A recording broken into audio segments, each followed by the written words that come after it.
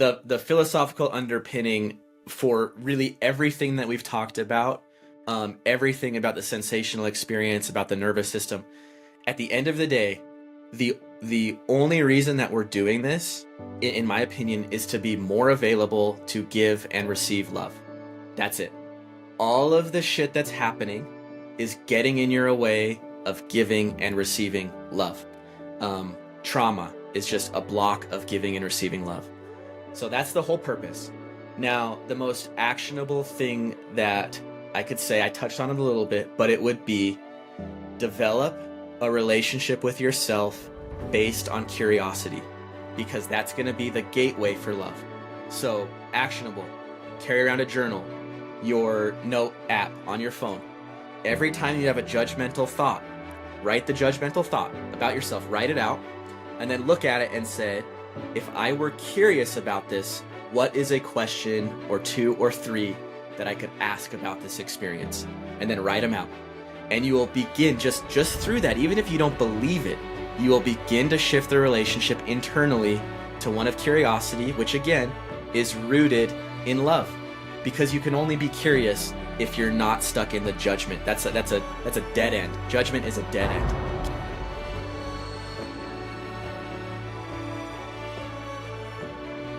Five, 4, 3, 2, 1. Ladies and gentlemen, welcome back to the Conscious Grounding Podcast with myself, Anthony Manuel, where we're having elevated consciousness, elevated conversations kept right down to earth. And today I have the pleasure of being joined by Christian Snuffer. And Christian is a licensed clinical mental health counselor and the founder of Attunement Psychotherapy, a Salt Lake City-based group practice specializing in psychedelic healing and somatic therapy. With years of experience guiding individuals through deep psychological and spiritual work, Christian is a leader in the intersection of trauma healing, embodiment, and psychedelic-assisted therapy. His personal journey of reclaiming his body from shame-based ideology rooted in the conditioning of high-demand religion informs his work with others seeking to break free from dissociation and disembodiment.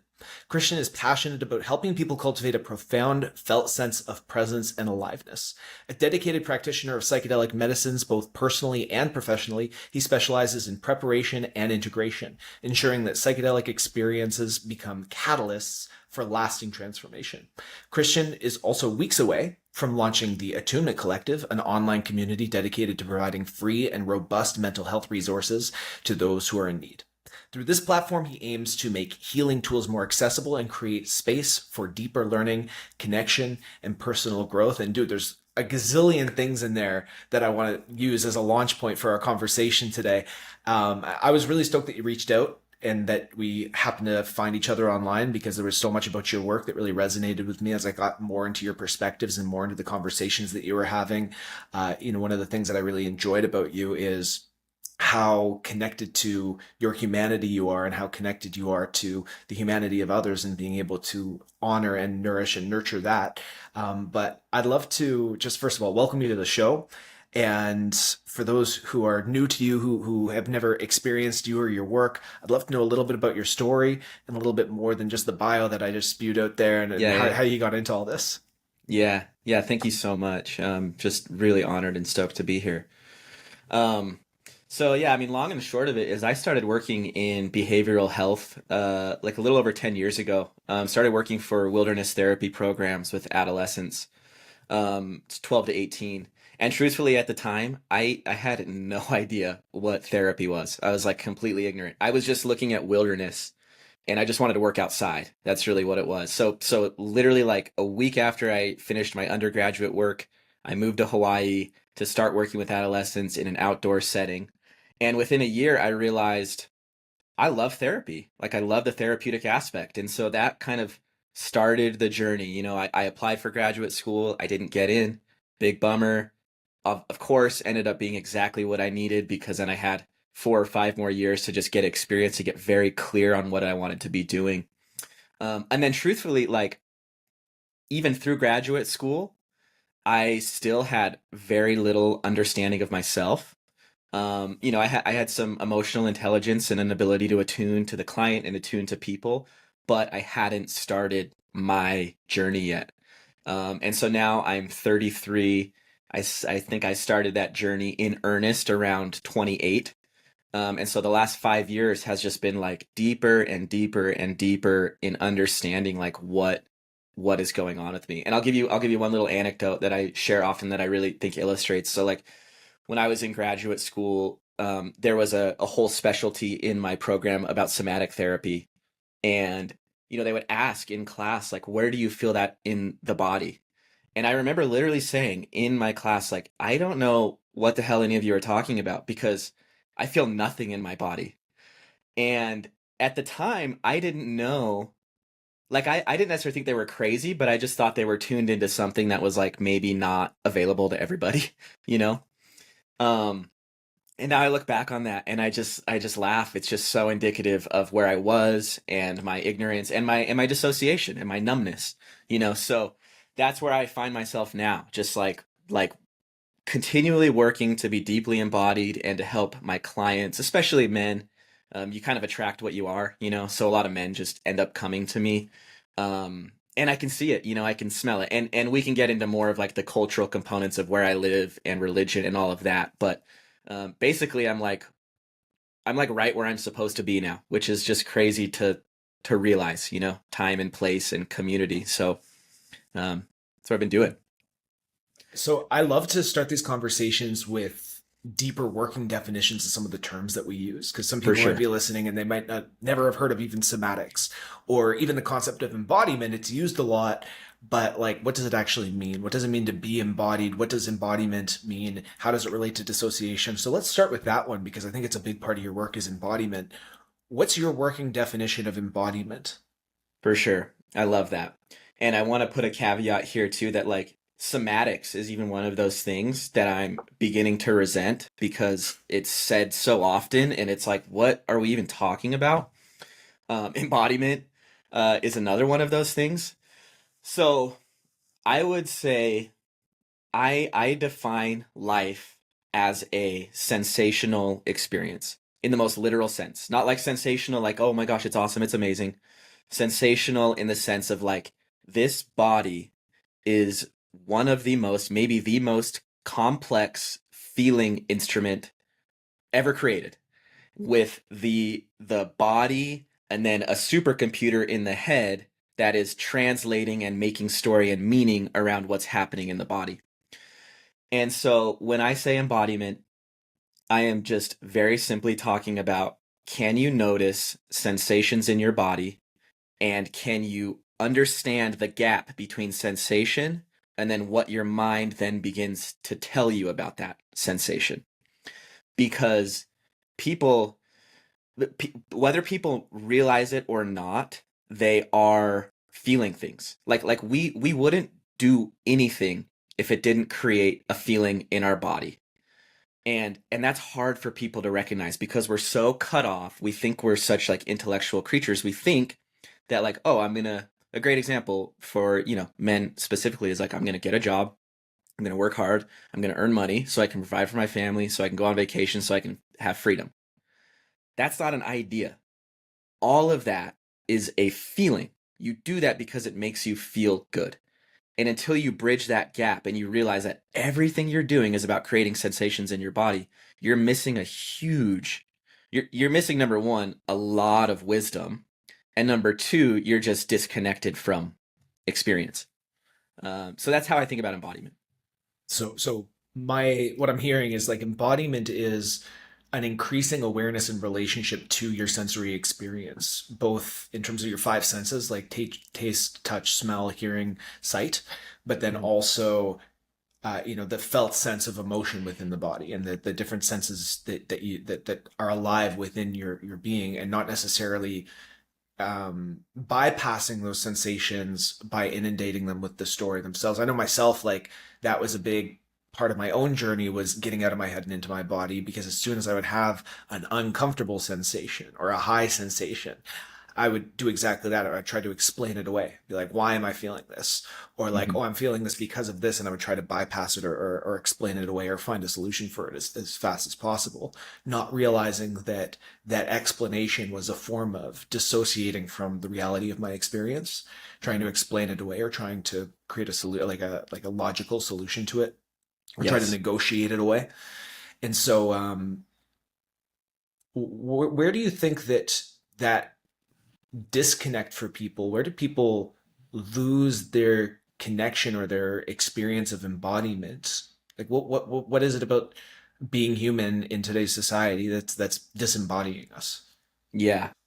Um, Lots of things.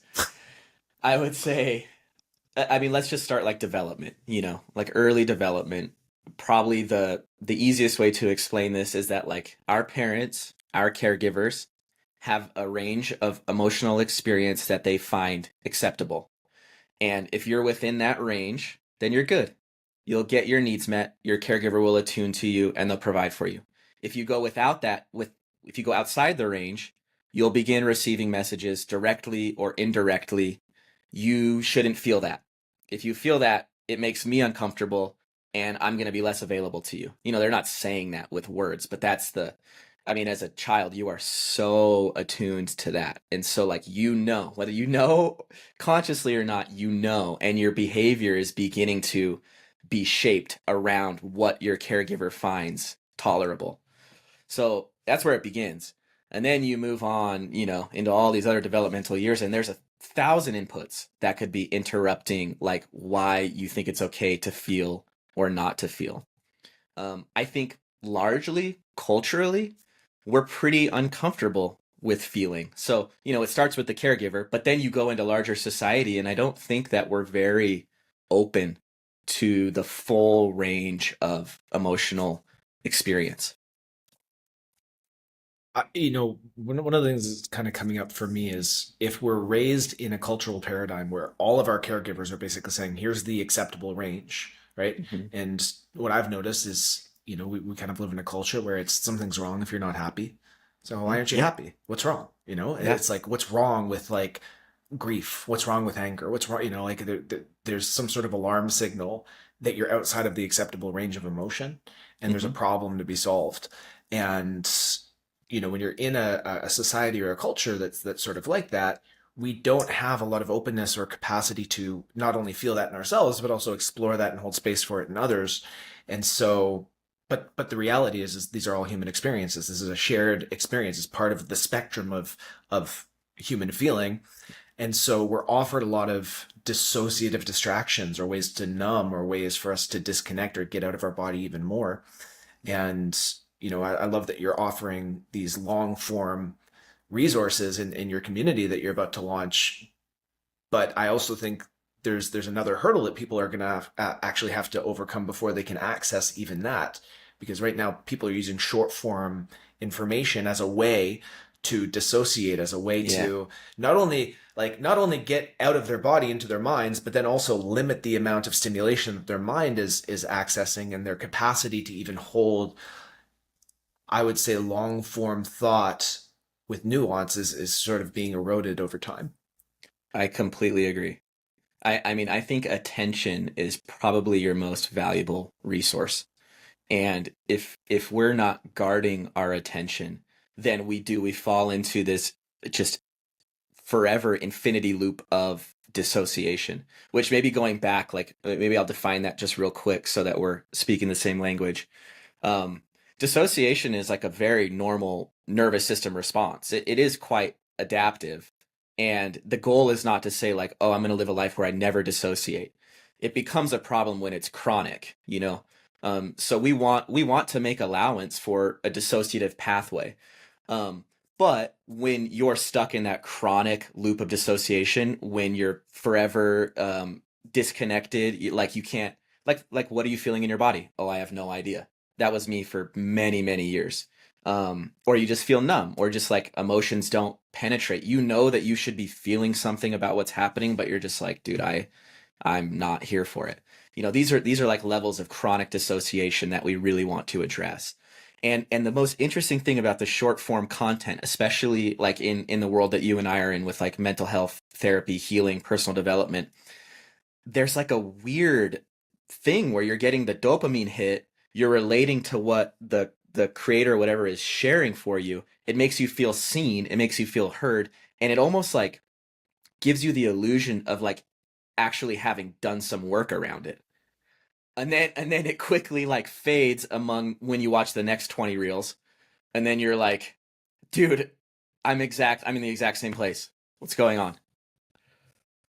Not like we're speaking from personal experience or Yeah, anything. right. Yeah, exactly.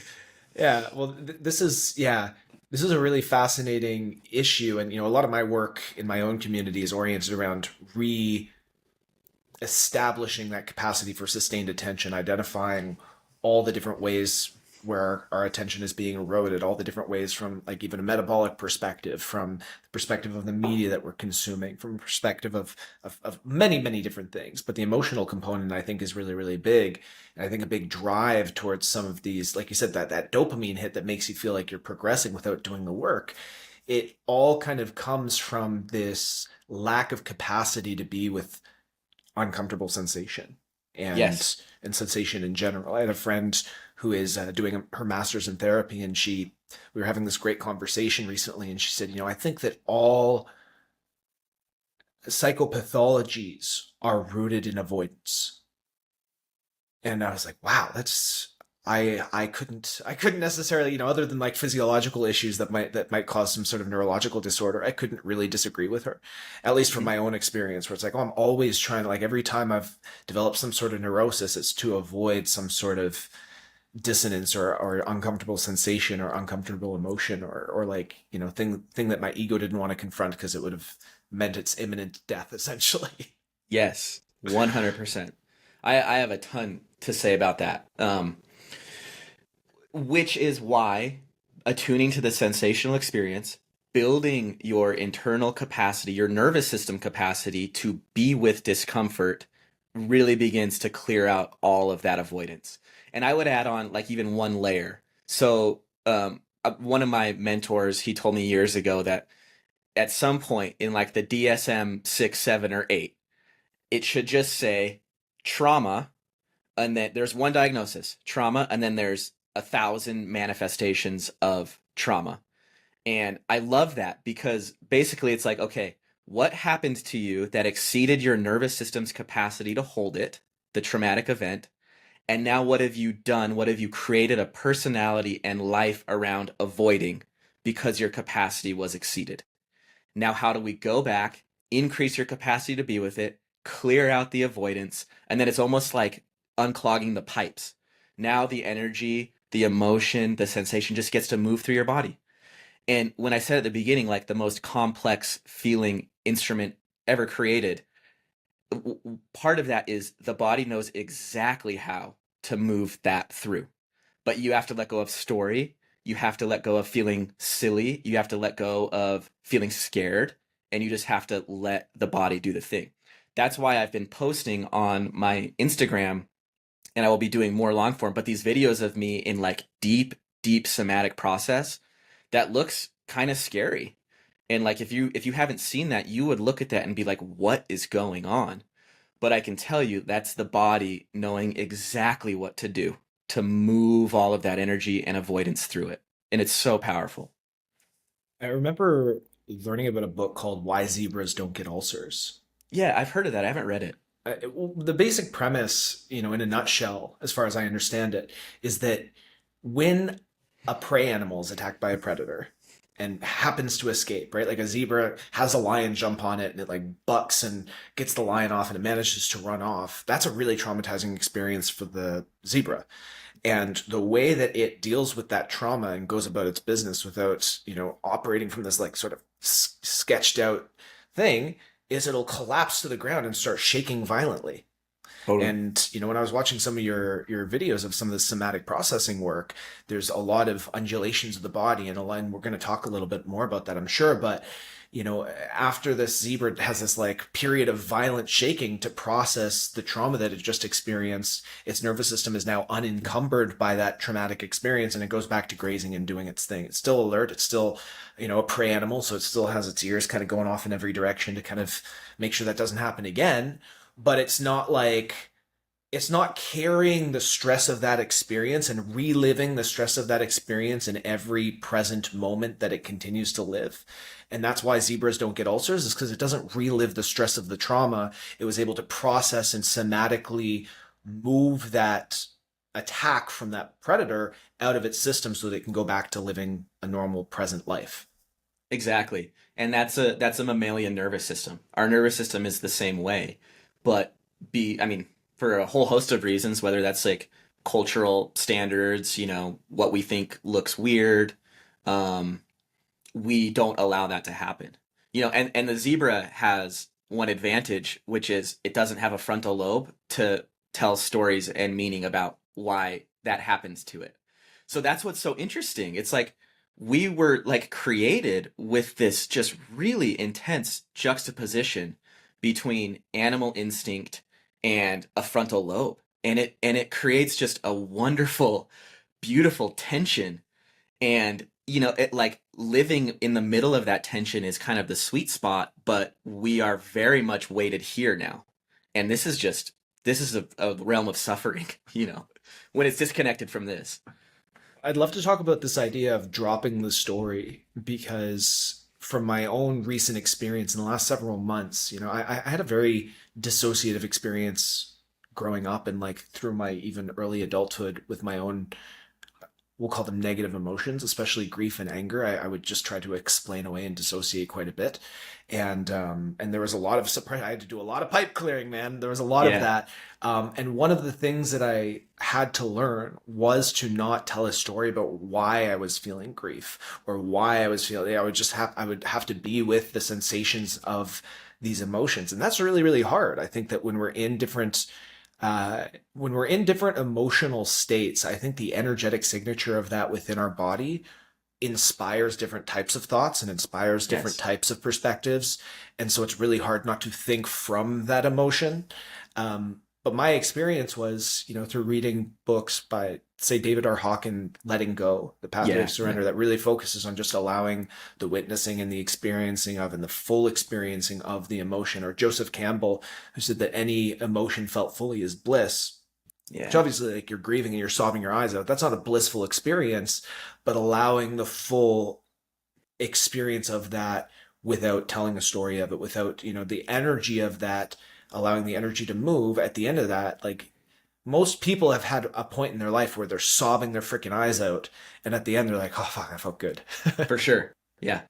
Yeah. So that's from a perspective of just like allowing the witnessing of the energy. And that was like for me too. It was like I had to be like, where am I feeling my grief in my body? And then I would observe it and I would feel it and I would try super hard to not tell a story about that.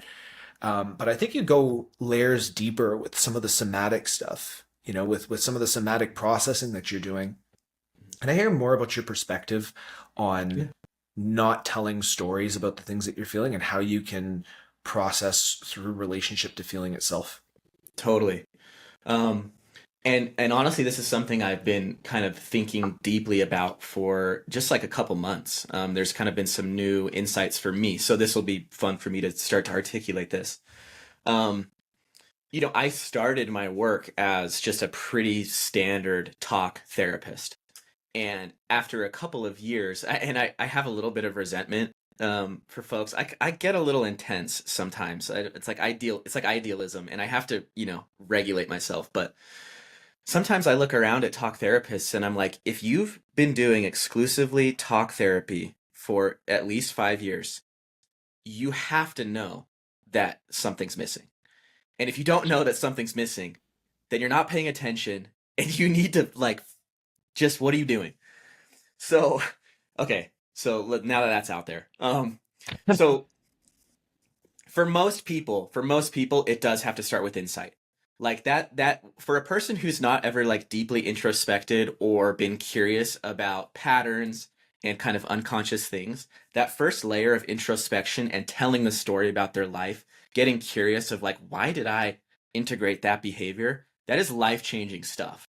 And we do need that. Like that's where it does start, I think, for most people. And all of that is about telling story and making meaning out of past history, etc.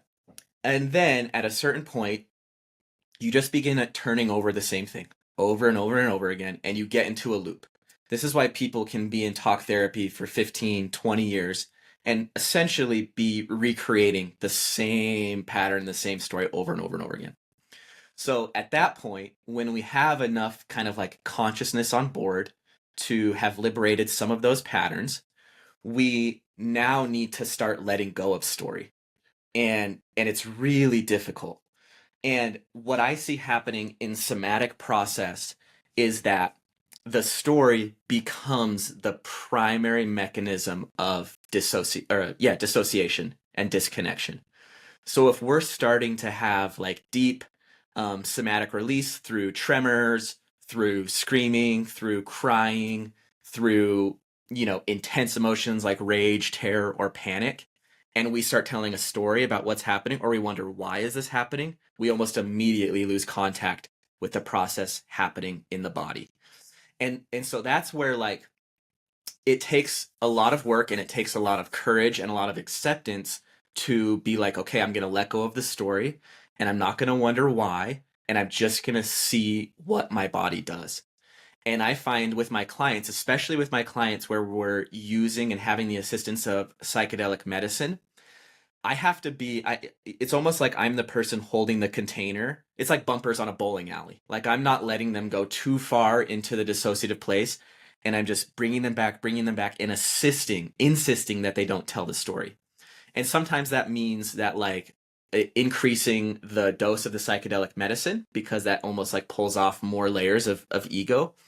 And sometimes that's just like literally telling them and asking like, are you telling story again? Okay, no story, no story. Back to the body, back to the body. Um, there's a paradox here. It's almost like when you let go of the story, you've now found the infinite source of story and meaning, which is just felt sense experience. This is really fascinating too, because one of the I sort of had this like memory of recent work that I had done with one of my own coaches that I worked with, and he was a story work coach. So it's like we went deep into the story, and the approach was by exploring the depth of the stories that we tell ourselves, you can access somatic associations with your own stories. Yes. And so the way that we were reworking the story is like we'd go into the story and then allow whatever feeling or emotion or sort of felt sense that was associated with that to arise and process. And what I found was without even having to change the wording of the story or without having to change the belief, like just going into the story itself and then allowing the full felt experience of, these stories that I had about my past, these stories that I had about myself, these stories I had about different situations, by allowing the full release of the emotion that was associated to it or the full felt processing of it, that the story kind of changed itself. It was almost like I was holding on to the story as long as it was just a story, but when it became a viscerally felt experience, the story almost like it was like the period at the end of the sentence where it sort of resolved, and then the story didn't have as much meaning or as much charge or as much energy, and I was able to relate to it in a different way. I love that. And I do want to clarify, like, I'm not against story. Again, that's one of the most beautiful things about being a human with the frontal lobe. We can cast ourselves into the future, we can reflect on the past, we can make stories and meaning and myth and narrative. Like that is an important part of the human experience. I think maybe to clean it up a little bit, it's like, can you just detach enough from the story where the story isn't a finite, fixed, rigid explanation of you? Well, that's the sweet spot that you were kind of talking about, I feel, where, obviously we're going to have stories about our experiences, we're going to make sense of them, but not to the degree that if you're telling a story about your experience as it's happening, that's what creates that dissociative state that disconnects you from the lived reality of your own experience in the moment. Yeah. And, you mentioned that you use psychedelics to kind of access that, right?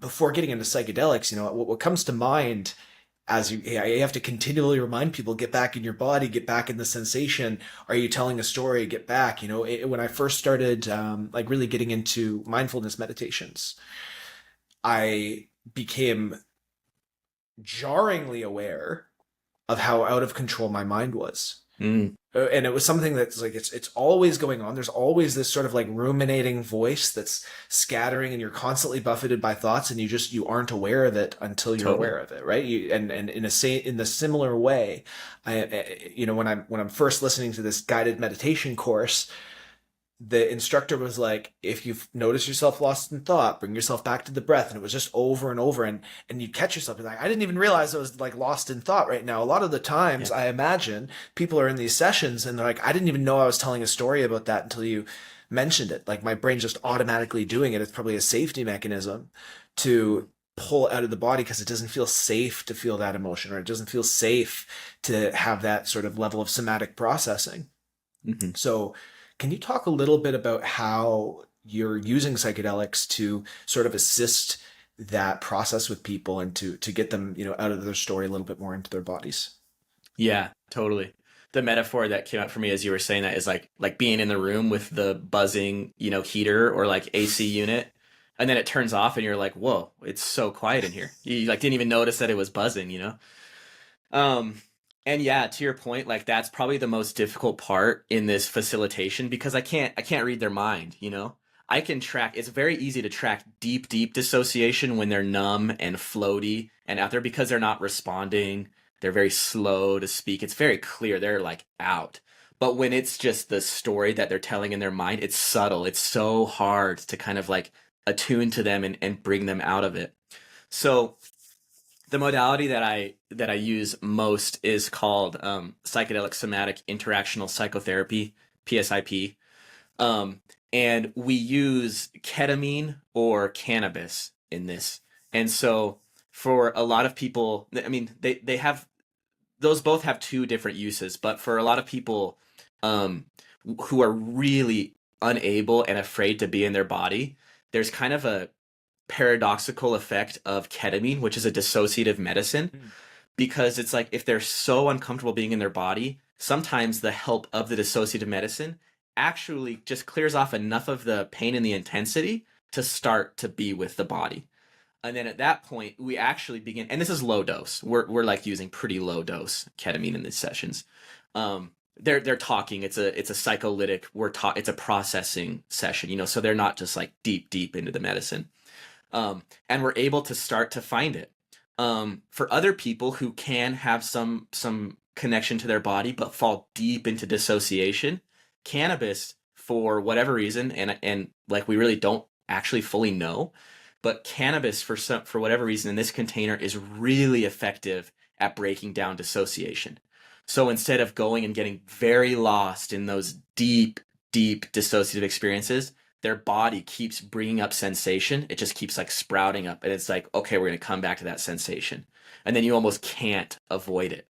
And I love like when people watch these sessions and they're like, I smoke weed every day. Like, why doesn't this happen to me?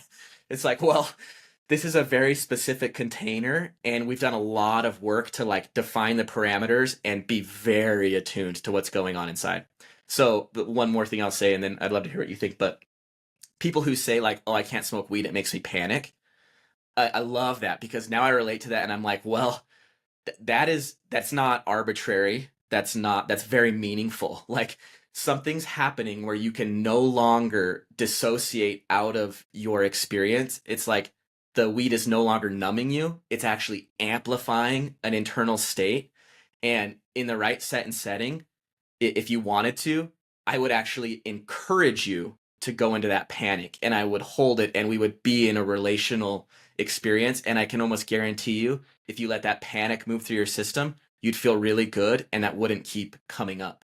And that might not be one session, that might take a number of sessions, but like that's very real. So yeah. It reminds me of a conversation I had with a couple of friends about their relationship with cannabis. And we were kind of remarking how cannabis is often used as a painkiller for people, Yeah. but our personal experience in using it is like if we had a pain or a sprain in our knee, for example, if we'd smoked cannabis, all of a sudden the awareness of that pain would be so intense that like the pulling into the full sense and it's just there. It's like that didn't numb anything. I'm just like super Right. aware that my knee hurts now. What the heck's Right. going on? I thought this was supposed to like make it hurt less, but then you're just like hyper aware of what's going on in your body, and that pain is just super obvious. And in that sense, that can be useful because if you're not aware of pain, then you don't know how to address you don't know where the issue is, you don't know where the problem is. Um, I'm fascinated. I had a lot of resistance to psychedelic therapies for a long time because I had very traumatic experiences using psychedelics. I abused them. I did not, like respect or use them responsibly in my early 20s. And I created, really intense fractures in my own psyche having some of these experiences on powerful hallucinogens and also just using cannabis. And for a long time, I was like, man, like I'm just seeing people do all these things that they're calling plant medicines, and I'm not really seeing much transformation going on. And I got really messed up doing them. And like, like people are, going on these ayahuasca trips and they're coming back and they're, they're not necessarily doing community service or making changes in their relationships and they're still getting angry. Like, I'm not seeing much change. So I had a lot of skepticism.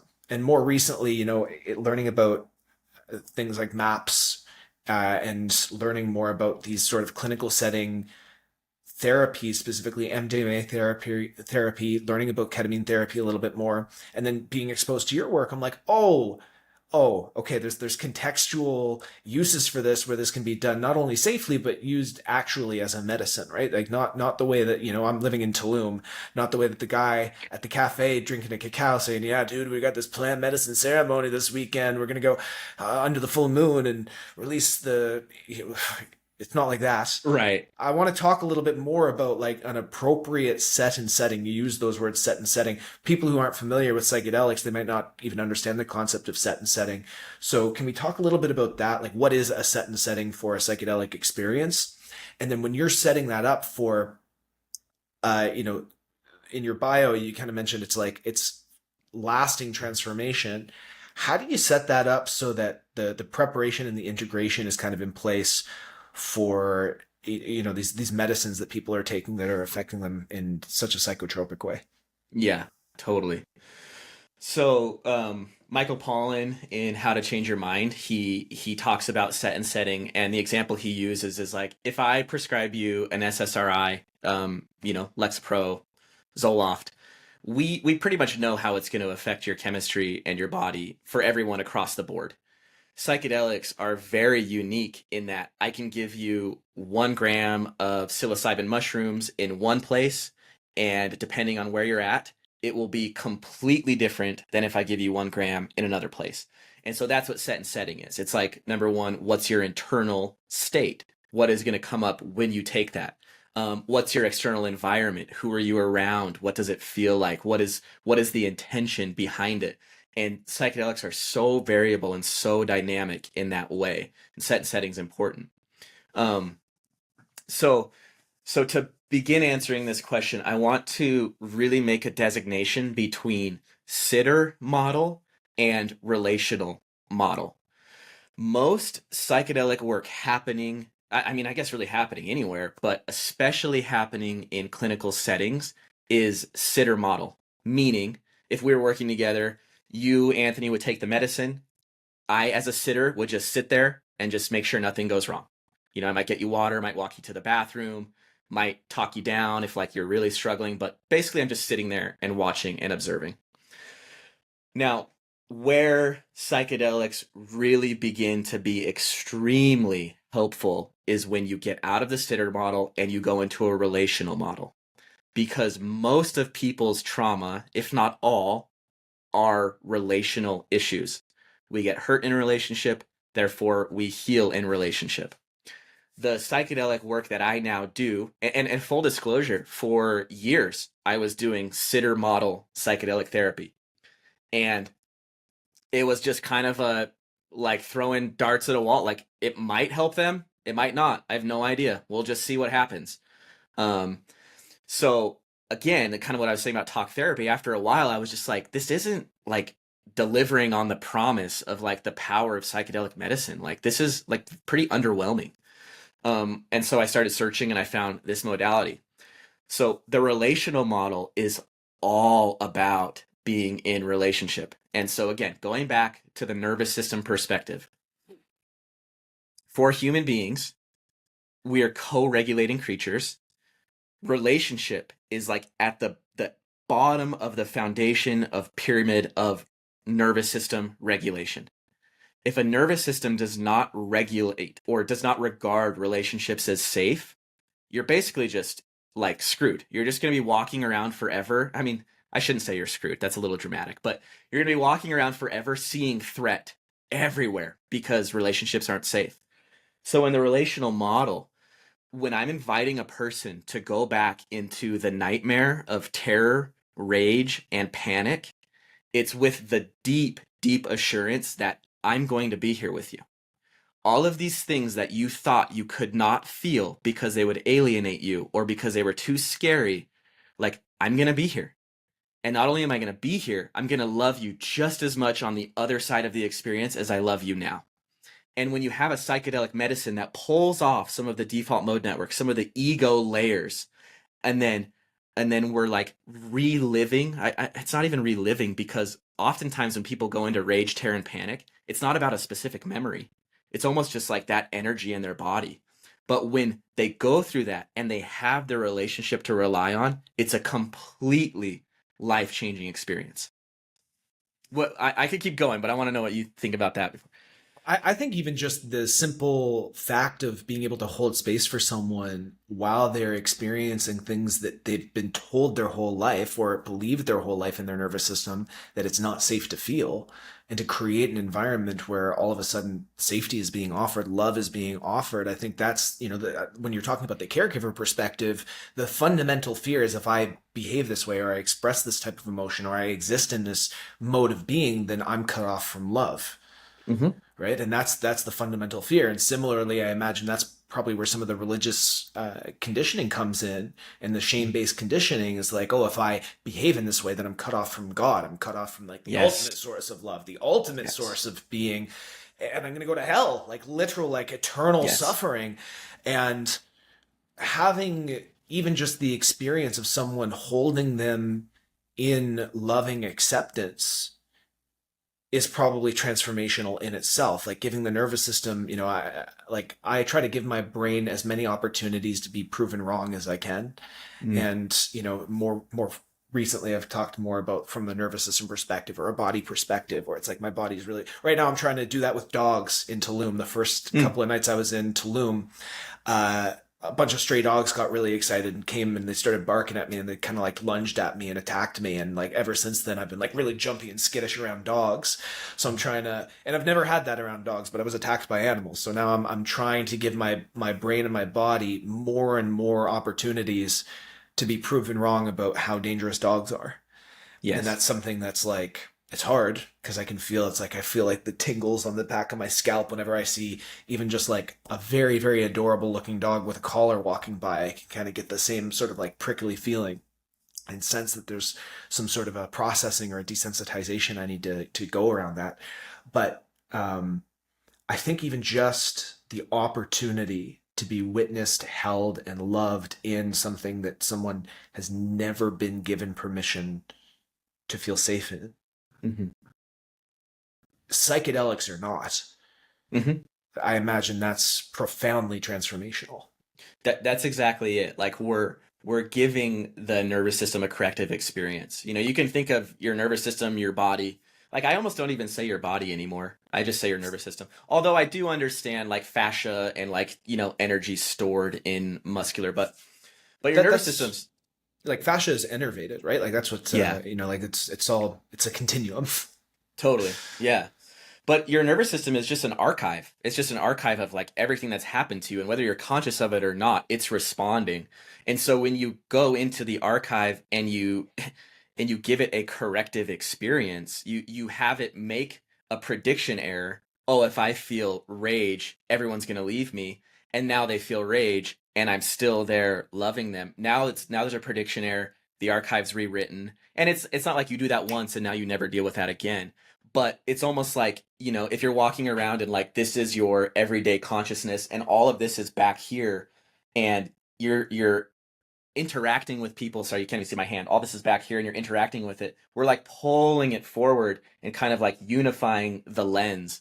So now you're not like feeling deep rage at your partner, but deep down, oh, I can't feel rage. And so you don't have an opportunity to feel it. And instead you just begin to alienate them through avoidance or anxiety.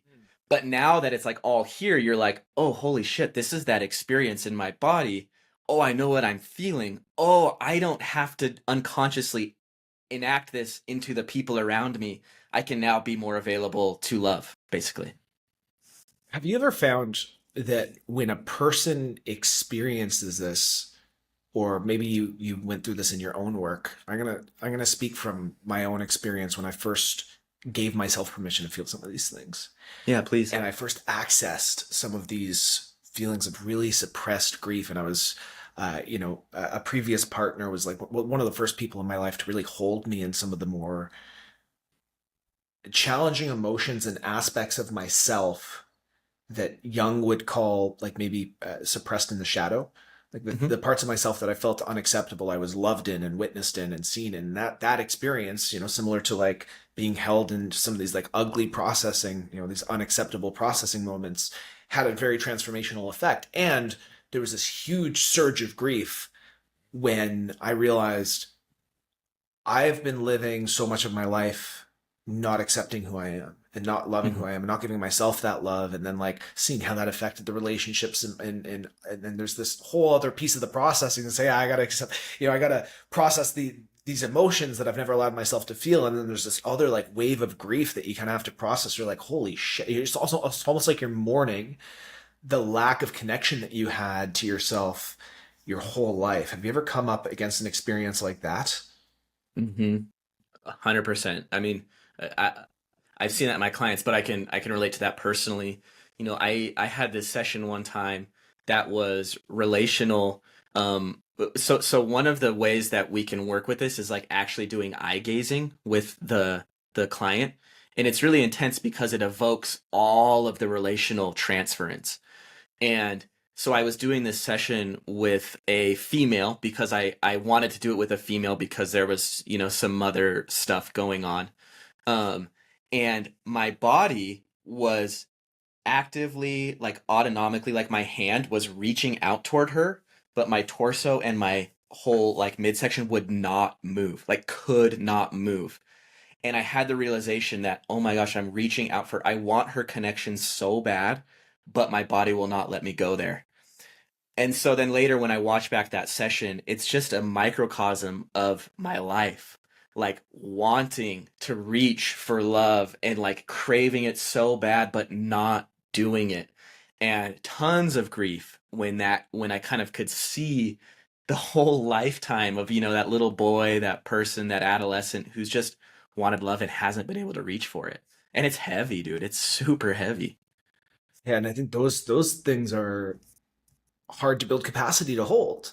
Right? Yes. An interesting onion that kind of you're peeling back the layers of, because you process that one level of grief, and then you see all of these other things kind of come up for you where you're like, oh my gosh, like this is not just like the one emotion that I'm trying to process and then we're done. Like it's Right. almost like you clear the pipes and all of a sudden the pipes are like Yes. blasting you with it. So when you talk about building capacity, because this is something that I've gotten really fascinated by, is the capacity for sensation, the capacity for truth, the capacity to be with the reality of your own experience. These are all things that I've oriented my personal practices and the exploration of my own psyche around. But I would love to know, how do you approach building capacity for these things with people beyond just these sessions? Because obviously in these sessions they're held and they're able to create safety in a container. Once they're out of that container, how are they bringing some of that? How are they building their own containers, their own capacity in their own life? Totally. So we call this resourcing and solution building. So that's a really helpful caveat. Like if people get on my Instagram and they see me going through these, intense autonomic processes, like there's a lot of work to get there. Like it's very rare that you just start working with a person and then that just happens. So a lot of that is starting very slowly without the assistance of any psychedelic medicine. It's about bringing up memories, like charged memories, and observing what's happening in the body, noticing, just asking them to sit with what's happening just a little bit longer. And then really like the outside of session, it's honestly not that sexy, for lack of a better word. It's just like, what coping skills do you have in your life? Like you're going to start to um potentially experience more dysregulation. So like when you notice that's happening, like you've got to get outside and go for a walk. You've got to exercise. You've got to use deep breathing. You've got to drink enough water. You've got to sleep. Like it's just these pretty basic fundamental things. But there's like a deep insistence like, hey, if you and I are going to work together and we're going to start to open your nervous system up, these things are no longer optional. They're no longer like cool ideas that might help your life. Like you have to be doing these, because if you start falling apart in the rest of your life because you're so dysregulated, like we're not going to do this work until you can maintain enough. But then it's funny because it's like now when you come into session, we're eliminating all coping mechanisms. We're cutting all of that off and we're watching what happens in your body. So you're kind of doing this dance between the two. I think a fear that a lot of people have, or at least, maybe this is me projecting my fears onto the collective, but Yeah. a fear that a lot of people have is that if they get into this work, is that they're going to lose control. They're going to become dysregulated. If they open Pandora's box and they start to feel some of these emotions, they won't know how to self-resource. They won't know how to, it's like, well, if I'm not compartmentalizing, I'm not dissociating, and I'm just like feeling the full depth of these emotions, and they can feel, like you said, it's back here and they're here. And it's like, is it just gonna Yeah. the dam is gonna burst and I'm gonna destroy my life? Is that gonna happen? And I think the misperception is that you have to do it all at once. Yeah. Yes. Yeah. And I think, like you said, being able to recognize dissociation as a viable and valid nervous system state as well, and to be able to compartmentalize. I think one of the things that we tend to do is we tend to swing the pendulum in the other direction. Yeah. So if you've been like hyper suppressed, all of a sudden you're like super, super emotional. Again, speaking from experience, Yeah. I was like, I gotta feel my feelings. And I'm just like, oh my God, there's so many feelings all the time. Yeah. And you stop tending to your responsibilities, and you have to know how to compartmentalize. You have to know how to strategically dissociate. You have to know how to resource yourself. Can we talk a little bit more about resourcing and regulating when you are hit like with like intense waves of emotion, or intense, maybe you could call it being triggered, or like your nervous system is activated in a way, and how you can kind of deal with that in the moment without suppression or avoidance or falling into chronic coping patterns? Totally. And okay, I'm not naive to like how difficult this is, but I think one of the most foundational aspects a person has to develop when they begin this work is a deep curiosity about their internal states. And curiosity becomes the antidote to judgment. And curiosity is like almost like opening up the valve a little bit more for things to move through the body. So when I'm working with people and we're starting to get into this work, I'm asking them to begin to just cultivate that curiosity at what's going on. So when they start to feel just incredibly numb and detached from life, I'm asking them to say, hey, ask yourself, what happened in the last hour, in the last day, in the last week? What has been boiling up that's now got you in this place? Let's not judge it. You're fine. The dissociation is a viable response. Let's just start to wonder why. Now the opposite, like the hyper arousal. Okay, you're talking to your partner and they said something and now you're just beyond pissed. Can we widen that gap just long enough between stimulus and response to get curious about why you're so pissed? What did that touch on? And it's not even like we're not trying to make any of it go away. It's not going to go away right now. And sometimes giving people that permission to say we're not trying to make it go away is an immediate, just so much relief, because they've unconsciously set up an impossible task, and on some level they know it's impossible. So the amount of overwhelm associated with that is just like, dude, I don't think I can do that. So giving it permission for it to happen, cultivating curiosity, and then installing some of the resourcing activities, breathing, stretching, whatever, like pausing, going outside. There's a million. Yeah, I think that gap, creating that gap. What you said, okay, hold on. What you said, I think that I don't want people to glaze over or pass over is this idea of an impossible expectation on themselves to Yes. make things go away immediately, or the expectation of you have this great Instagram reel where the expectations around the word healing is that you get into this state where you're just not feeling Yeah. anymore, or Yeah. it's like you're all of a sudden like there's no amount of healing work or therapies or inner work that you can do that's going to help you escape from being human.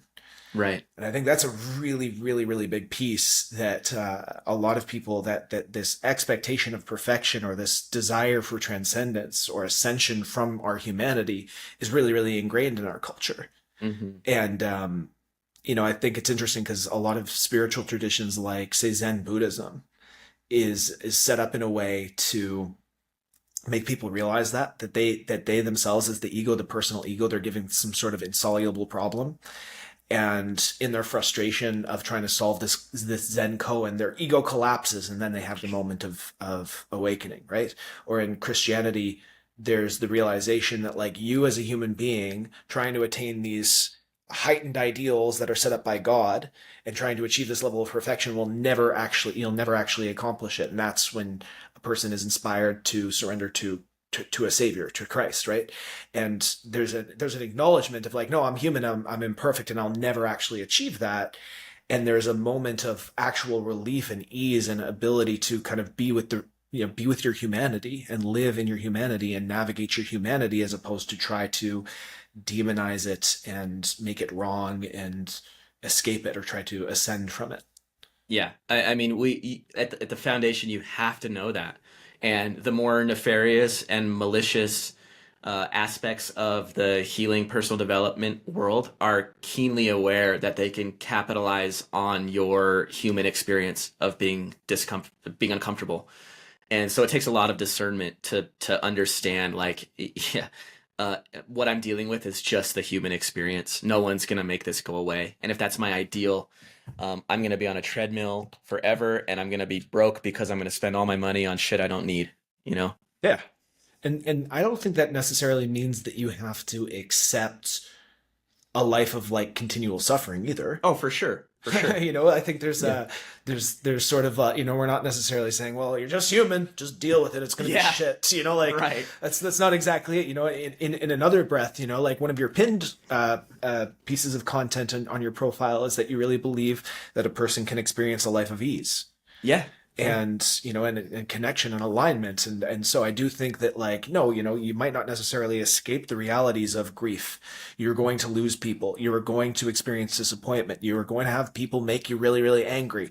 You still have a mammalian nervous system, and you're still going to freak the heck out. Yes. Like there's all like these are just realities of your human experience, and you can work to like create alignment and ease and be resourced to handle it and have more capacity for the challenging aspects of life and be able to handle that with grace. And that's the pipe. That's the pipe I'm talking about. It's like you're always gonna be a pipe, and it can be super clogged, or it can be open and flowing. Regardless, shit is gonna flow through it. We just got to figure out how to make that easeful and peaceful. I think the one of the perspectives that I heard was fascinating, was that emotions themselves aren't painful, but our resistance to them is. Hmm. And I don't necessarily agree. I think like being like really angry or being like really like deep in grief when you've experienced a deep loss, I think emotional pain is real, but I think that we keep it stuck and it amplifies, and it becomes a sort of self-amplifying feedback loop when we try to make ourselves wrong for feeling the emotions, when we try to make ourselves escape the emotions as opposed to like allow that the movement of that. Um, and again, the fascinating piece here is that this isn't a logical thing where it's like, oh, I'm sad, I'm going to think about being sad, and then the sadness will pass. This is like, no, this is like a somatically, and somatic meaning like through the body, sensational, sensory experience. We need to be able to flow with that with as little resistance or judgment as possible. Now, you used the word ego a couple of times, right? And you're using some of these psychedelic medicines to kind of remove the ego and to get the ego out of the way, because the ego is usually typically the one that's telling stories or trying to get the explanations. Could we get a working definition of what ego is from your perspective, how it's formed, and how we can work with it? Totally. Yeah, and there's a phrase in psychedelic medicine called ego death, and it's kind of set up as like this thing that you should be seeking. And I really don't agree with that. And like people who think that a psychedelic experience is only valuable if they've achieved eco death, I think are just kind of misinformed. Um, and there's yeah, whatever.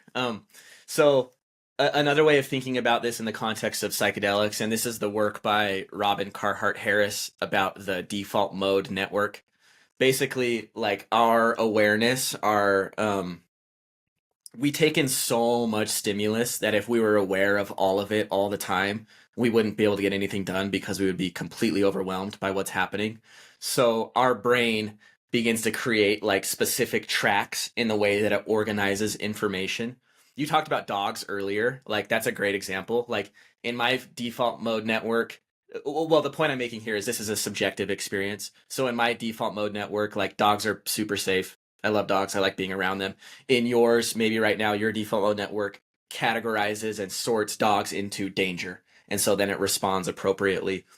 Psychedelic medicines turn down the default mode network. There's a wonderful graphic in Michael Pollan's book again, How to Change Your Mind, and it's this circle, and it's showing these colorful connections, and it shows what those look like in the default mode network, or when the default mode network is on, and then it shows what it's like when they're off, and it's just like infinitely more connections, because you're turning it down so that you can kind of be more free to the immense sensational input coming into your body and your mind.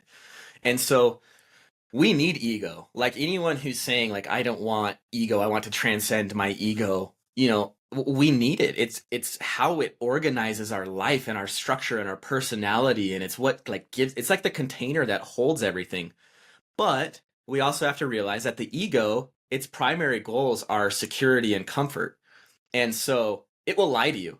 It will lie to you in the name of finding security and comfort. So like I can be a total like you can make me mad, and then I can be a total dick to you, and it's totally unwarranted that I'm being mean to you, but my ego can be like, no, you had to do that to be safe and comfortable. Like that's an example where it's like, well, maybe we do want to move past that ego impulse to just create security and comfort and be more open. So another way of saying it is like ego is very much like the conscious mind. It's defining who you are, what you are, it's telling your stories. And if those aren't allowing for peace and ease, then it's worth lowering and working with it to expand your capacity of like who you are outside that narrow definition. Mm. So ego, in a sense, is sort of this personality, but also some of these categorizations that your mind, your nervous system is making to find safety and comfort, Yes, and the stories to rationalize and justify it.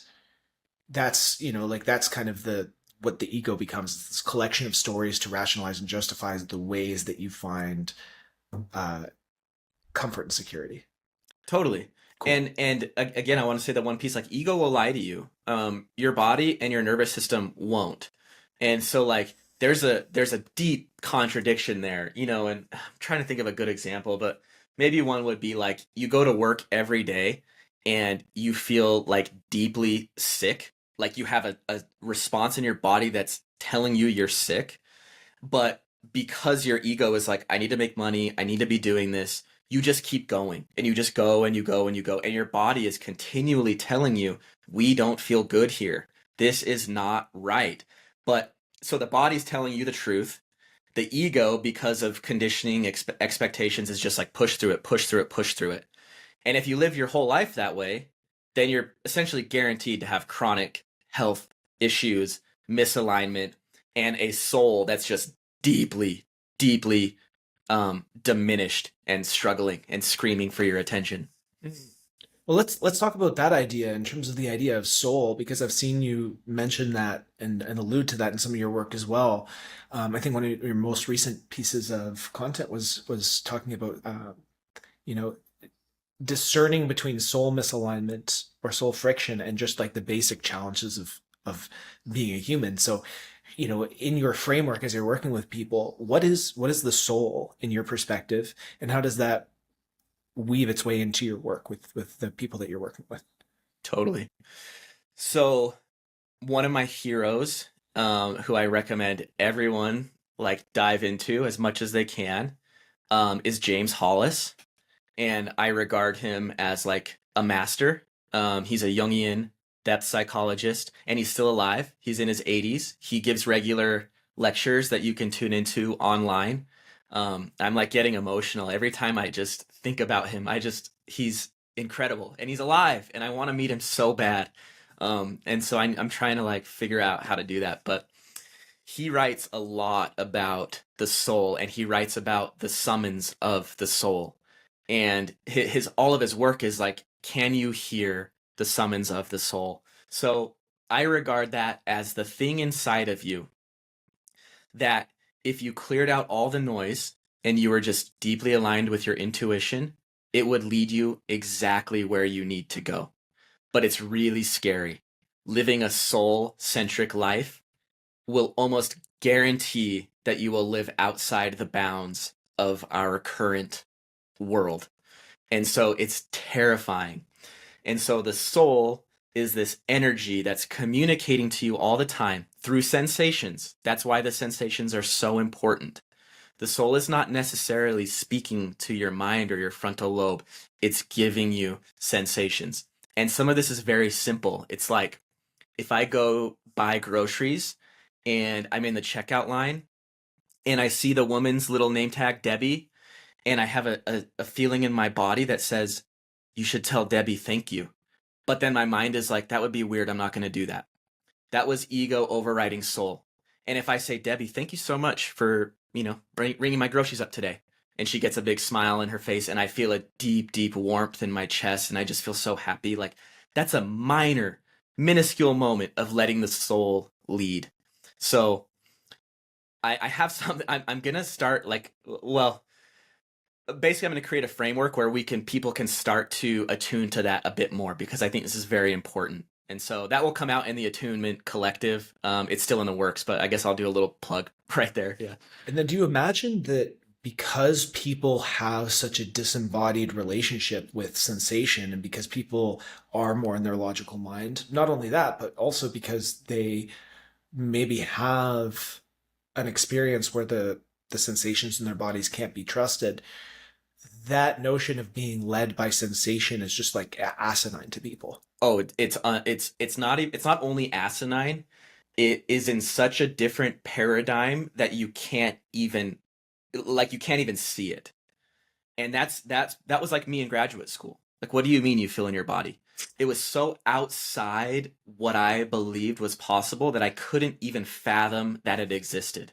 So to your point, there's a lot of work to even be in kind of the territory and landscape where you can see that that is possible and happening. Do you think that a person can simultaneously have conflicting bodily senses where like they're being told by their soul to move in a particular direction, but maybe the nervous system's capacity to feel safety in that is also creating a sense of like, whoa, this is like too edgy for me? Yeah, 100%, which is why part of like that bravery and that courage to it will almost guarantee that you will live outside the bounds of normal if you're following that. Evan, I don't remember his last name, a few episodes ago, talked a lot about Bill Plotkin, which was so awesome. So Bill Plotkin talks about a soul-centric life versus an ego-centric life. We live in a culture that is deeply, deeply egocentric. So acting from a soul-centric position automatically alienates you and makes you look crazy. But you're actually the most sane one in the room. I'm fascinated by this a lot because this is kind of how I've tried to live my own life, being guided as opposed to trying to logically figure it all out, because my logic had failed me completely. Yeah. And I was kind of at a place where I was like, I didn't know what the hell was going on in my life. And it was the first time that I was like, hands off, I'm going to figure it out. I'd read a I read two really, really great books. One was The Great Work of Your Life by Stephen Cope. Mm. And in that, he tells the story of Harriet Tubman, Mhm. who would just pray to God and listen to God's guidance to help her free all these slaves with the railroad system. And like, she didn't have a plan. She wasn't trying to figure stuff out. She was literally just being guided by God. And she defied all odds against capture. Like logically, it made no sense that she was able to do what she did.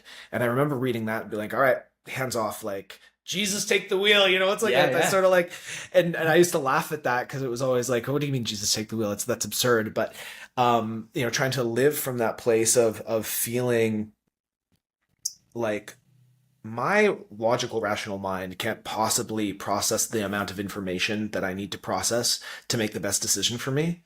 Mm. And, you know, when you're talking about that default mode network shutting down and having all these other connections, you know, I've read other books about flow state and Mhm. how when you're, you know, and I'm a musician, like I've experienced this firsthand where I drop in and I'm not thinking about the notes that I'm playing, and I can play things that I shouldn't be able to play. Mhm. You know, my mind is processing, my body is processing amounts of information that if I were trying to think about it or premeditate on it, it just simply would not happen. And so I think, you know, when people talk about being soul led or somatically led, um, I could imagine the skepticism for someone who's maybe not spiritually inclined to be like, what do you mean? I got the soul, you know, like people are like, I don't have a soul. I'm like you know, like even if you're just a pure rational materialist, you can even look at how the information that your brain is processing, how much more you're able to process and make connections when your default mode network is shut down or your ego mind or your conscious mind is kind of out of the way, and your body and that part of your nervous system can process so much more sensory information, so much more information, period, than you could by thinking about the information. Mhm. But you know, I'd like to know from your own perspective, because you know, you also use words like sacred. You know, when you talk Mhm. about like creating a sacred space or using a sacred medicine or a sacred intention, Mhm. and then using words like soul, like those have inherently spiritual connotations. Mhm. Um, what defines something as sacred to you? Yeah, yeah, great question. And I echo what you were saying. Like like people listening to this, perhaps they've self-selected in, so they're already kind of open to this kind of material. But you're exactly right. And as I'm listening to myself, I'm like, well, I talked about soul, but I didn't give anything actionable. And that's like that's the paradox here, like the paradigm that you can't see until it's there. And I'm speaking as a person who's working on it. Like I'm not, I don't want to present as like, oh, I've arrived or anything. Like this will be a lifelong journey. Um, for a long time, because of my education, because of my training, I was very hesitant to speak about spirituality, soul, sacredness, because I was basically just conditioned to not do that. Um, at a certain point, I realized for me and for the people that I want to work with, I don't think a process of healing, personal growth can complete unless it's integrated into a spiritual process and practice. And so I'm totally fine if people disagree with that. And they're just probably not the people that would work with me. And that's okay. Um, for me, honestly, it's like boiled down to something. It's very, very simple. I think it's spiritual when it is meaningful. And that's basically it. Like if I can regard my anxiety as a window and a process into understanding more of myself, it's now a spiritual practice. My anxiety isn't a thing to hate, to, numb, to medicate away. It's an avenue to explore myself deeply. Sacred is the same thing. It's like sacred is just creating a container with intention, infused with intention and love. And that's it. And if it has that, then it's a sacred space and we're gonna just be with it. So what I'm hearing is it's the meaning that is the thing that connects us to a sense of spirituality, Hmm. and meaning maybe not even necessarily from a perspective of just like pure ego, where it's like, Hmm. you know, it's not the story of what you're experiencing, not the ego stories, but it's like there's maybe like a greater overarching or even archetypal story that's happening within the mythological framework of your life. You know, I think I think it's a perspective of Carl Jung that the soul's purpose is to move closer into wholeness, and that like our Yeah. psyches are just constantly trying to move into wholeness. And I think that's, I know that I've certainly had to find meaning in my suffering, where it's like I know that everything that I am going through right now, as I'm going through a dark night of the soul or experiencing a loss or whatever it happens to be, this is an opportunity for me to come deeper into wholeness, for me to know more of myself, to witness and experience more of my consciousness and integrate it in a deeper way. Um, and I think, yeah, being able to create meaning is absolutely, I think, essential and fundamental to human beings. Without meaning, it's you kind of fall into all kinds of funny nihilistic traps. Totally. And to tie it back to the sensations, like I think meaning is more effectively created when you're connected and can feel what's happening. And I mean I had a profound, like pretty simple experience, but it was quite profound. After going through like another intensive process of that deep somatic work, I was on a walk and I saw a flower, and I was looking at this flower and I was like, and it was so beautiful, and I felt it. Like before I would be like, this is a beautiful flower. It's purple, it's got all these shapes, and I would just describe it intellectually and like it was pleasing, but I didn't feel beauty of this flower. And so then this time looking at it, and it was like just overwhelming sensation in my body of like, oh my God, like that is beauty. And that blew my mind. You know, like you would have, if you would have told me that a couple years ago that like, well, do you feel how beautiful the flower is? I'd be like, get What do you out of mean? here. Yeah. Like that's bullshit. I had a friend who would do stuff like that. She'd be like, well, my body says no. I'm like, what do you mean? Like, just figure it out, you know? Yeah, I have you ever heard the story about how Gautama Buddha gave a sermon and he had all of his followers sitting in front of him, and the only thing that he did for the entire sermon is he lifted up a flower and looked at it. Mm-mm. And that was his whole sermon, was he just like looked at a flower, and like a handful of the people in the crowd apparently got it. They let it land. And I think there's something about like the capacity to let things land, Yeah. right? And I would use my ability to feel moved by a sunrise or a sunset as a gauge for my psychological state. Oh, It's super like cool. if I'm being brought to tears because of a sunrise or a sunset, then I'm pretty in touch with myself. Like Yeah. the things are flowing through the pipes pretty good, Yeah. and I'm not, dissociated from my experience. I can let it land. And I think in the same way that when we limit our capacity to feel grief or rage or anger or any of these like really difficult emotions or these things that we feel are unacceptable, we also decrease our capacity for joy, for love, for Yes. beauty. And, I think that yeah, I think it's really, really important to build capacity for both. What kind of came to mind as we were talking about this idea of meaning was tying it back to, you talked a little bit about some of the religious conditioning inhibiting you from having like a healthy relationship with the embodied experience, where there's a shame-based ideology and these unreasonable expectations put on a person for like puritanism or moral law or whatever it happens to be, that like really inhibit a person from having an embodied experience. And that's really challenging because like that makes a person deny their religious experience entirely. It denies like sort of maybe their first access to spirituality.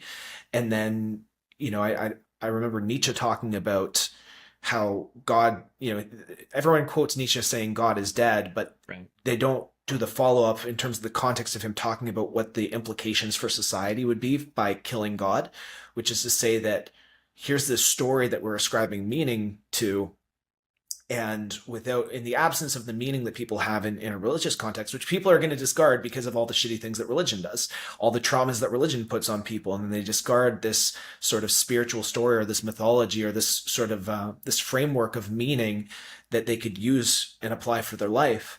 When they discard that, they have a void, and nature abhors a vacuum. And so what we tend to gravitate towards are isms, veganism, like any sort of ideology, an ideological thing to attach to give meaning to life. in the absence of a deep spiritual relationship or a relationship to your inner world, which I think is fundamentally the same thing in my opinion. Without that, you're going to tend to continually externalize a sense of meaning and a sense of self fundamentally, and you kind of end up in sort of a loop. Yeah, totally agree. Um, I feel fortunate in that like my religious trauma, for lack of a better word, was not I don't even know if it's significant enough is the word, but it didn't reach the point of like abandoning that paradigm or that philosophy entirely. But what it did do is it made it so that specific feelings were taught to me to be like either directly or indirectly like intolerable. Like if you're feeling, anger, sadness, pain, then you're probably not right in the eyes of God. Therefore, you're doing something wrong. And so that creates a weird, a very difficult place where, to our point earlier, like we're humans, we're going to experience that. But if we now believe that experiencing that means we're bad or wrong, what do we do? And so I see in my, little culture here in the Salt Lake Valley, in, my parents, my aunts, my uncles, my old leaders, like they have very specific emotional like segments of life that are wrapped up in a little box and never touched, because if they were to touch them, it would mean they would feel, and if they felt that deeply this thing, then the unconscious understanding is, oh, I'm doing something wrong. And so, by the time I was 14, I think I was so indoctrinated with this shame-based ideology that at that point, no more feeling, and I smoked weed like every day from like at least 18 to 27 years old. And I would have just told you like, oh, I just like smoking weed. It makes hiking more fun. I like hanging out with my buddies. I can look back at it now and be like, holy shit, like it was so uncomfortable to be in my body because it was this just pit of shame that I spent a decade doing everything in my power to never feel my body. And that was mind blowing because I literally, again, I did not know I was using that to numb, which is hilarious to look at it now. It's like, well, yeah, no shit. But in Hindsight's the, 2020. yeah, totally. And in the moment, I had no idea. Yeah, and I think you know, I this is such a broad topic too because likewise I was born in a Catholic family and was Hmm. baptized and I had like early experience and I'm contrasting the experiences that I had in a church community, a religious community, and learning about like sin and even the idea that like we're all born into sin and we're inherently Right, bad, like right. that inherent conditioning of believing that we are inherently bad and having like no matter what, there's some sort of like that's intense conditioning, Yeah. and I think that I'm contrasting that with like I'm studying the Bible pretty intensely now. I'm studying it through a lens of Jungian psychoanalysis and looking at it Yes. as archetypes of our own psyches.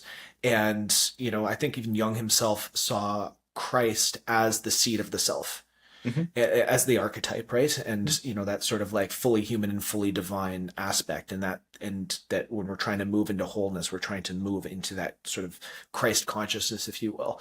And the things that I find interesting about Christianity and how disconnected the church is from actually teaching this is they're all too eager to tell you about how you're a sinner, you're born into sin, you're this terrible person, but they don't talk about the redemption arc of Yeah. Christ. They don't talk Right. about that part of like, you feel all the shame, but there's literally, a divine man who died on the cross so that you would be eternally forgiven, so that you don't have to live. I think like that was the whole point, is like when people are redeemed by Christ, that literally died so you didn't have to feel that shame. Right. He literally taught, "Blessed are those who mourn, for you will be comforted." It's like no, you mourn, like feel these feelings, do these things, be in touch with these experiences, and I think it's the sort of moral the moralism that kind of comes from like the finger wagging and that like that it traumatizes the shit. Like a kid does not have the capacity for the psychological and spiritual nuances that are contained in the Bible, and clearly adults don't either, because they're born Yeah, as children who are taught these things and they internalize them, and they, like you said, they live these shame-based existences and they feel chronically not worthy, or if they feel like there's something that's fundamentally broken or wrong with them, they don't actually feel that they don't have the capacity to hold a spiritual or religious experience or have a direct contact with the sacrifice of Christ and what that means for their own redemption. They're still stuck in the shame and not realizing they've been forgiven, kind of thing. hmm, And it's like that's why people are kind of going around and being like, God doesn't exist. Like this church hurt me more than, it's like God is love, but all I felt is shame, all I felt is hate, all I felt is this disconnection from the essence of all the things that it says it's supposed to teach. And it's really heartbreaking, right? Like I think it really, you know um, it's a devastating thing to see people kind of get stuck in. And I think it's really, really beautiful that being able to create these containers where people can come in with intention and come in with, like you said, that love, and then being able to be witnessed and be given permission to like reprogram their nervous systems into feeling things that they were deemed would literally cut them off from like meaning itself, from God, from love itself. I think that's totally, like, it's incredibly powerful healing work. totally. I mean, as you were saying that, I'm like, should we start teaching religion at like 14?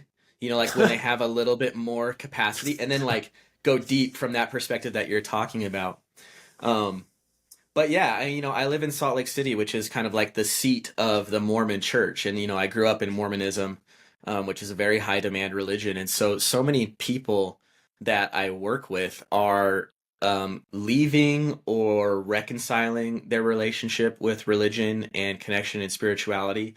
And then it's so funny because then they come in my office and we do this work, and they're having deeply transformative spiritual experiences that they were promised would happen within the bounds and the container of the church, that never happened because it's been so diluted and so kind of infiltrated with the shame-based ideology that it's like, well, where did we lose it? And we're just reconnecting and finding it. Yeah, I think there's a lot of work to do. Yeah, There's a lot of work to do in terms of on an individual level and a collective level. Absolutely. Um, I would love to. We've given this conversation. We went a lot of yeah, directions. We went a lot of ways, right? And how I like to wrap these conversations up is with some of the practical side of things. You were like, when you were talking about like listening to your soul, you kind of caught yourself like, oh, I didn't give it a practical way to experience that necessarily, right? Um, whether it's an embodiment piece, or helping a person be less dissociative, or any of the topics that we talked about, really, really kind of like taking a moment and thinking like what you want a person who listened to this whole hour and a half conversation, which I can't believe it's already been an hour and a half. I I feel like know I could it's talk fast. to you for hours. But of all the things that we talked about, what's a practical piece that a person could walk away with so that they might have a more embodied, sensational relationship with their experience? Totally. So, okay, I'm gonna give one philosophical underpinning, and then I'll give the practical piece. Beautiful. The philosophical underpinning for really everything that we've talked about, everything about the sensational experience, about the nervous system. At the end of the day, the only reason that we're doing this, in my opinion, is to be more available to give and receive love. That's it. All of the shit that's happening is getting in your way of giving and receiving love. Trauma is just a block of giving and receiving love. So that's the whole purpose. Now, the most actionable thing that I could say, I touched on it a little bit, but it would be develop a relationship with yourself based on curiosity, because that's going to be the gateway for love. So, actionable, carry around a journal, your note app on your phone. Every time you have a judgmental thought, write the judgmental thought about yourself, write it out, and then look at it and say, if I were curious about this, what is a question or two or three that I could ask about this experience? And then write them out. And you will begin just through that, even if you don't believe it, you will begin to shift the relationship internally to one of curiosity, which again is rooted in love, because you can only be curious if you're not stuck in the judgment. That's a dead end. Judgment is a dead end. Curiosity opens up the road, and now we have a bunch of paths to travel, and that will totally increase your capacity to relate to yourself with kindness and love. I love that, man. I love curiosity as that entry point, because I really do think that it shifts from a rigid story Yes. and like assuming that you have the answers to opening up into the field of possibility of new questions.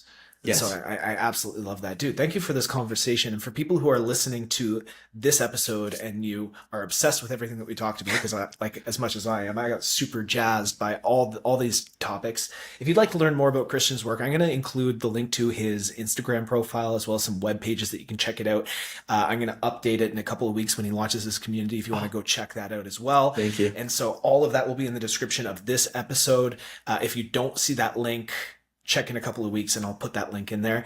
And then if you are listening on YouTube, leave a comment and let me know what you thought. Let me know if there was anything that stood out, an aha moment for you, if there was anything that you disagreed with. I always love hearing dissenting opinions so that we can have fruitful debate about all of these concepts. That's how we grow and evolve in our perspectives, is by not just having yes men and an echo chamber of people agreeing with you all the time. I want to know what you didn't agree with as well. And if you're listening on Spotify, leaving a review always really helps. But more than anything, if you listen to this and you're like, oh, my homie would really like this, or like my friend would really resonate with this, and trying to grow a sense of community around these discussions is, I think, the core essence of how we grow as a community. Essentially, it's like we're trying to grow together. So send this to your friends, tell them why you think they would like this episode, why it made you think of them, and that would be the best way for these types of conversations to spread out to more people, help more people, and spread that love. So Christian, dude, thank you for being part of the Conscious Grounding podcast. I hope we get to do another episode, because I feel like even in an hour and a half, we covered so much ground, and still it felt like we just scratched the surface, dude. So Sure. Any closing thoughts, anything that you really want people to walk away with? I think I got it. I just want people to understand it's about giving and receiving love. That's, at the end of the day, that's it. Beautiful, man. Well, thank you. Yeah. I'm feeling full of love right now. So we'll catch you on the next episode of the Conscious Grounding podcast, guys. Thanks for listening.